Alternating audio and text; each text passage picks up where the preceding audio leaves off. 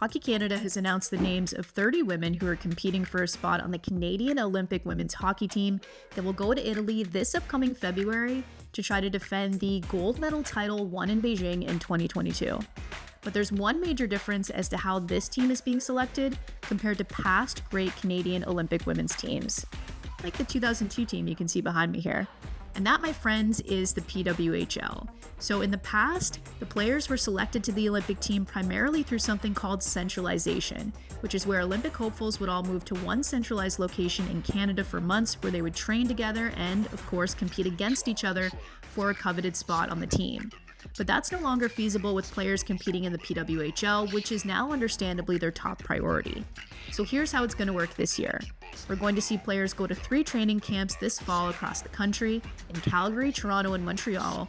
They're also going to play 4 games against the US as part of the rivalry series. And it's going to be that, as well as their performance in the PWHL, that determines who makes the team in Italy that we see at the Olympics next year. We've also started to see players' performance in the PWHL determine who gets an invitation to these training camps. So for example, Vancouver defender Sophie Jakes and Montreal defender Katie Tabin are 2 players who performed so well in the PWHL this past season that they forced their way into consideration for the Olympic team. These are just a few of the ways we're starting to see the PWHL shake up international women's hockey.